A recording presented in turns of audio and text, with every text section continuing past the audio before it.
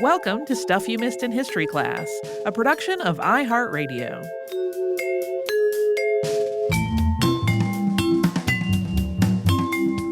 Hello and happy Friday. I'm Tracy V. Wilson. And I'm Holly Fry.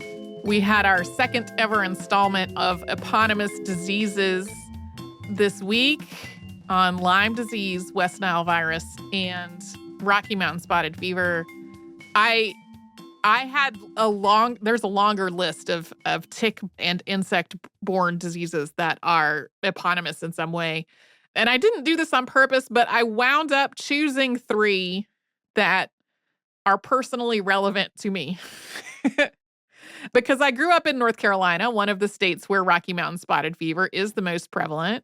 I now live in Massachusetts, where there's a lot of Lyme disease. And also, every year we start having reports of West Nile virus, including detections of birds. We, as a society, check where West Nile is happening by testing birds in a lot of cases. But then we also have had cases in humans the last few years. And I think I already said Lyme disease. Hilariously, as I was doing the Lyme research, and I got to the part about how the advocacy of these 2 moms for their families led to a study that was carried out in Old Lyme, and East Haddam, Connecticut. That is the neighborhood where a number of people I know live, and including people who live specifically in East Haddam. And I went to visit them in East Haddam last winter, and my GPS directions were wrong. And the GPS directions led me down a road that vehicle traffic should not have been on. After some conversations about this over the weekend, I have decided that it might have been intended as a snowmobile trail. Because there were moguls on it. And I was like, I don't understand why moguls would be here. But if it's a snowmobile trail, or maybe like a mountain biking trail, like that would make a lot more sense. A car should not have been on it. But when I got to the part about how there were these clusters of Lyme disease on specific roads, I was like, you know what road I've been on that seems like a road where people could have gotten a lot of Lyme disease? That road when I tried to drive to East Haddam from Massachusetts. It was bad enough that I filed reports with Google about the directions being incorrect and how they should not be sending cars down that road. Yeah, I try to respect the place of all forms of life in the ecosystem, but I am not a fan of mosquitoes or ticks. I told you when we started this, I had disease celerity, and I sort of do. One is just an offhander. Mm-hmm. That our mutual friend that I love very dearly, do you know she had West Nile? No. And it was like so cavalier because she had been really, really sick for a while. And we used to, many moons ago, when we were still in our apartment, every Friday night we would have people over to just do crafty things. And she had been sick for a while, and she had missed a couple, and she kept going to the doctor, and they couldn't figure out what was going on. And I had, brought stuff over to her house for her to eat and whatnot. And we were trying to be really careful because we didn't know what she had and if it was contagious. Right. And then she finally showed up at craft night one night and was like, apparently I just have West Nile and there's nothing they can do for it. She was like, It's literally like the protocol that you would have for like a cold or flu of like fluids, electrolytes, rest. She's fine now. That was years and years ago. Yeah. The truly funny one. Okay. Is how I came to be perceived by my beloved's family early in our marriage. Because as listeners probably know, we got married very quickly. So like the first several years of our marriage was kind of like us constantly meeting each other's people in their lives and like them being like, who is this person you married? And we had gone to visit his family in a fairly rural area. And we were outside at one point. And I looked down and there was a tick on me. And I was like, ah! And I freaked out and slapped it off. And I was like, I want to get Lyme disease. And that is how I came to be known as Brian's prissy city wife. Oh, goodness. Wow. It always strikes me as so funny to tell people that I'm Brian's prissy city wife. Literally that phrase, because I don't think Because I'm especially prissy. no. And I feel like knocking a tick off you, especially That seems before it has very attached, reasonable. very reasonable to me. Yeah. When I was a child growing up in North Carolina, I did not know any of this history about Rocky Mountain spotted fever. It was weird to me that my mom was worried about Rocky Mountain spotted fever because I understood that the Rocky Mountains were far away from where we lived. Right. And I was so like as a kid, I sort of thought that my mom was just being anxious about things, which my mom was anxious. But anytime she pulled a tick off of me or my brother, which did happen relatively often because, we lived in the country, we were outside a lot, and we also had a dog. And whenever she pulled a tick off of one of us, she would write the date on the calendar. Smart. And so that if we developed weird symptoms, she would have the tick bite noted on the calendar, which is incredibly smart. My mom, extremely smart about a lot of disease prevention things in our lives. To my knowledge, I don't think I ever had any kind of like illness after a tick bite that led to any concerns about Rocky Mountain spotted fever. I did, however, when I was in drum corps and we were practicing outside, on an athletic field all day long. Not really in tall grass or anything like that, but like we were outside all day long for a lot of the day. One of my roommates in the drum corps that I was in over the summer got Rocky Mountain spotted fever, and she had to quit because she needed to be treated and it's an incredibly physically demanding thing to be in a drum corps. She was not well enough to do it. And I remember the staff being like, yeah, so she has Rocky Mountain spotted fever. She has to quit. She probably got it here. So check yourself for ticks. This is why I'm an indoor baby. I can't remember if I've talked about this on the show before. I might have when we've talked about sunscreen before. Especially if I have a brief outing to make into the sunlight, I have very fair skin. It is best for me to wear sunblock. I hate putting it on and then feeling like sunblock all day. And so I started wearing clothing that is sun protective clothing. Yeah. And that has the the additional effect of making it a little harder for ticks and mosquitoes to get at you. Yeah. So, yeah. When I mow the lawn, I look like a crazy Victorian clown. I have so many layers of clothing going all the way down all of my limbs. I don't care that it's hot out and I'm turning into some sort of human soup inside. I don't want anything biting me. I don't. No. I also have a bug net that goes over my hat that a lot of time, like, it is a little annoying to have on.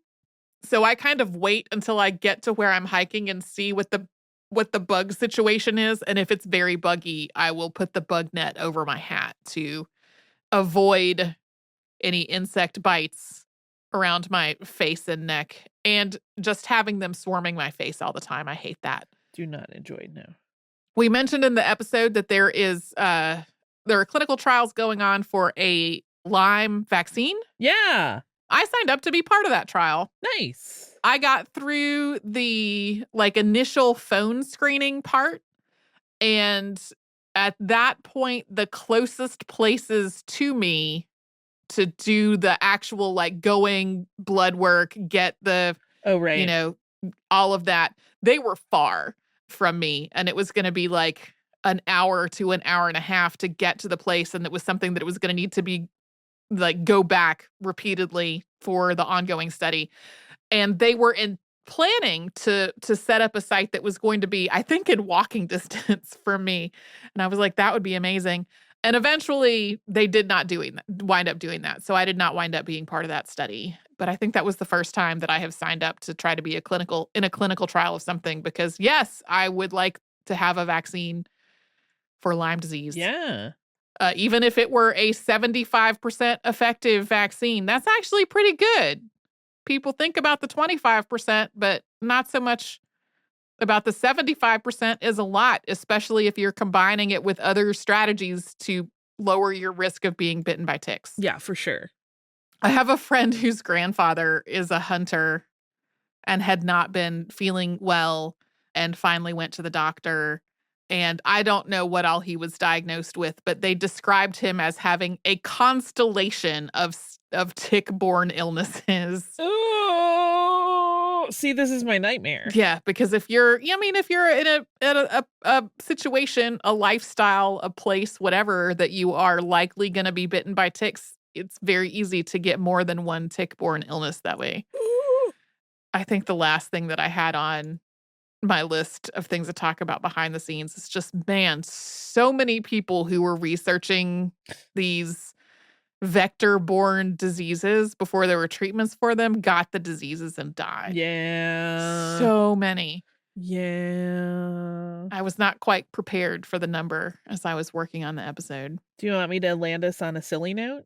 Yeah, let's do that. Did you know that there's a reference to dengue fever in Star Wars? No. In The Force Awakens, in Maz Kanata's castle, where all the aliens are, i.e., always my favorite scene in every Star Wars film, give me the bar full of aliens. There are 3 very mosquito-looking characters sitting at a table together, and they are officially the Dengue sisters. That's funny. I love them so much. I have another funny thing that I can end on that is not about any of these not anything that was mentioned in the episode, but I went to do a travel medicine visit in preparation for our trip to Morocco. And the doctor was telling me about how try to avoid being bitten by insects, same as here, because there are, I can't remember if she said sand flies or sand fleas, but it is a biting insect. And she's like, if you have like a sore that doesn't seem to be getting better and you're back in the United States, and if you need to go to the doctor, like you're going to need to mention your travel history, because there is something you can get called leishmania. And my face kind of lit up a little bit. And she was like, oh, are you a clinician? And I said, no, I'm just interested in things, because I have heard of what I had heard it referenced as leishmaniasis, as a thing that was transmitted by insect bites and can lead to a range of different disease presentations, including one that is visceral leishmaniasis, which is very bad. But the fact that the doctor's immediate assumption was that maybe I was a clinician and not just a person who is fascinated by illnesses, it made me laugh a little bit. I mean, you're like, doctor, have you heard of nerds? It's a very common condition. You might want to look into it. Yeah, we're around. We talked about Alice Kittler this week, although really that story becomes about Richard LeDread more than her. Yeah. And also about Petronilla even more than her. And Kilkenny. Okay, first of all, can I just tell you, the Kittler Inn is now on my bucket list of places I want to go visit, because it looks really charming. It's their website talks about like the way that building has gone through many changes over the years and how it got updated. And then I think the person that owns it now has had it since, I'm going by memory, so I could be wrong, 1986. And they renovated it by taking it back to the stone walls that it had originally. They had been covered over with like paneling and stuff. And they have kind of refurbished it in a state closer to its original, but with modern conveniences like plumbing and whatnot and electricity. But it looks really darling, and I absolutely want to go there. They also, will do events there. So part of me is like, how can I host a party in Kilkenny, and how many people will come? 3? Cool. I love it. I have many feelings about William's confession in particular. Yeah. Because this whole story really becomes LeDread gets shut down and he keeps going. And then the next person higher up goes, dude, you got to drop this. And he goes, no, and keeps going. And then it keeps happening. And so finally, when they get to this moment where William, who has shown up in a full suit of armor, confesses, I believe in my soul that was just like, fine, give the baby his bottle. I did it. Like, I really think It is in no way him going, "You're right. I am a heretic. I have been harboring witches," because he didn't initially do any of the things that he was supposed to do as his punishment. I really think it was just like, yes, Bishop Ledred, you're so right. I really am a heretic. Great, great, great, great, great. Can we move on? I really think that's what it was. Put William Outlaw on my list of people to visit in our time machine, because I want to be like, were you just trying to placate this dude who just could not deal with himself or anyone else? That's my theory. It is interesting to me. This and the next episode we'll do really, or the next one that I have been working on, I don't know if it will fall right after this one in the order, but they really do establish a lot how much the fervor around witchcraft in Europe that led to the witch trials all around the Western world really start in the Avignon papacy. Oh, yeah. That's where and it really does seem like it is more than any actual concern about people's eternal souls or their bodies being possessed. Is about a political tool for power. Yeah. And that's, I mean, we've always known that that's part of it. But when you look at like how this, if you make the Charlie Day chart, the org chart, all of the strings go back to the Avignon papacy, it seems. Yeah, we have a number of episodes that have been about witch trials and witch hunters and witch panics, and so many of them, like, there are other social and political issues at play, and a lot of times some other kind of major unrest. Yes. Like some other upheaval underlying all of it. One of the things that I'm working on now that I barely have started on, I think is going to have some similar themes. We're also going to talk about this a lot in the next one that I'm working on. Yeah. It's one of the running things of like all of the witch panics and all of that. I also just want to say how happy I am that it's October. Yeah. Listen, I need Halloween this year. I need it so bad. I need it so bad. I've been so crabby and so angry all the time. And this will be just me personally sharing about my life. So I think I mentioned a while back that for a while, because of avian flu, people were being advised not to feed their backyard flocks. Right.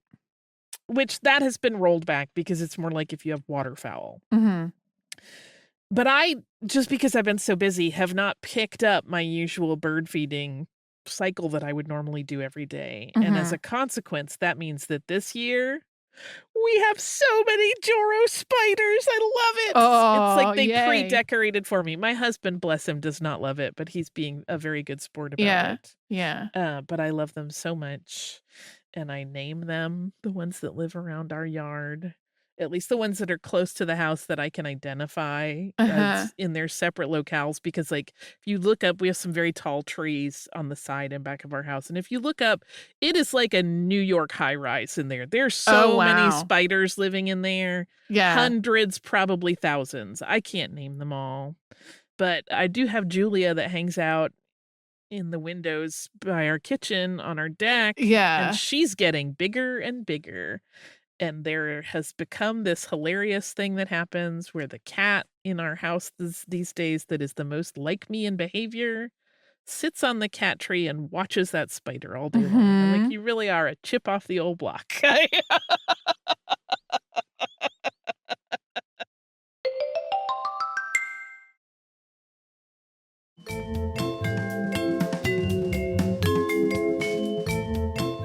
I was on vacation last week, and where we were staying is surrounded by woods. You have to drive for a little bit before you get to something that you could call a town. And there was a beautiful, I didn't look closely enough. I missed my opportunity. There was a beautiful, some kind of orb weaver that had made a web on the path out to like a fire pit that's behind the house. Somebody had pointed it out, and I was like, oh, I'm going to come look. I'm going to look at it tomorrow. And I'm not sure if we just created a lot more traffic back and forth across that path and the spider was like, no thanks. Or if perhaps nature happened and certainly a bird had a meal. Either way, orb weaver no longer there, so I didn't get a closer look, figure out exactly what kind of spider it was. Yeah, birds. We started feeding the birds on the deck to keep the spider population down for Brian's peace of mind. Sure. Just doesn't enjoy the spiders, but he, like I said, I'm slowly giving him immersion immunity, I guess, because they really are just everywhere around the house right now, which is fine. Yeah. I make little videos of them when I go out to work in the yard or mow the lawn, and if their web connects to something on the ground, I don't mow in that spot, so they're weird little outcroppings of unmowed area in our yard that are where spiders are anchored. When I lived in the Atlanta area, my yard also had a lot of spiders, but the lot of spiders I had were black widows. Yeah. Which are very beautiful, but we used to get a lot more of those. And they have stopped happening. I think they have largely gotten eaten by a growing lizard population. Okay. I could be wrong, but I don't worry so much about black widows for me because they're unlikely to hurt most humans. Yeah, I was not afraid of them, but there were a lot. Yeah, but they can, just because of proportions of body weight, be a little more of a concern for cats, so I don't want them in the house. Sure. But yeah. Yeah, I don't think I ever saw one at the house. And I became aware that this was a problem. I had broken my leg.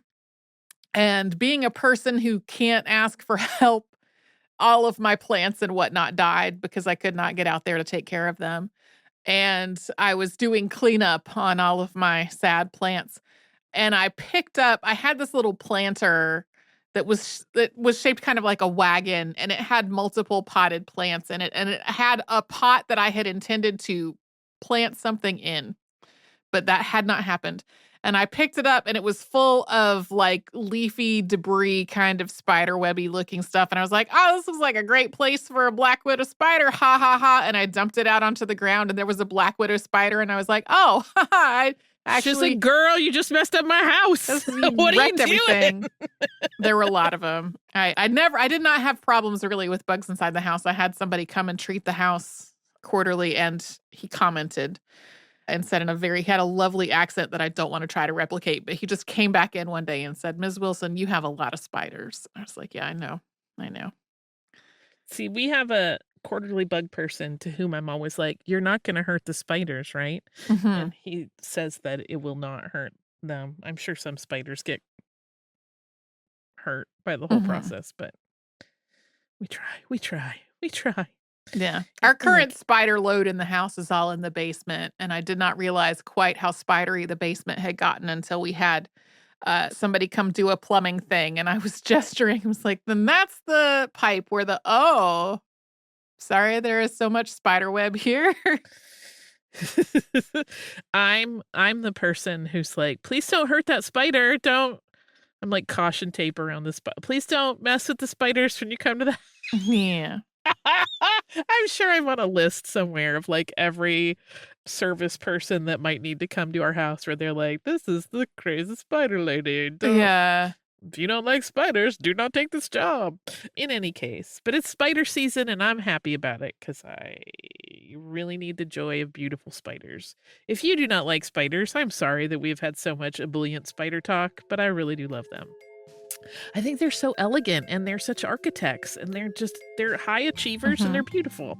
So apologies if that's not your jam. But now that it's Halloween season, I hope all of us who love Halloween can grasp a little extra joy right now.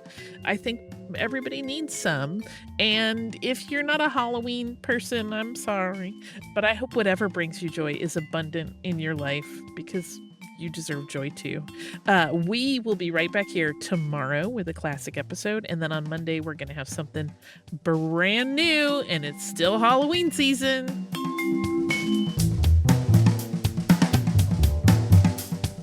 Stuff You Missed in History Class is a production of iHeartRadio. For more podcasts from iHeartRadio, visit the iHeartRadio app, Apple Podcasts, or wherever you listen to your favorite shows.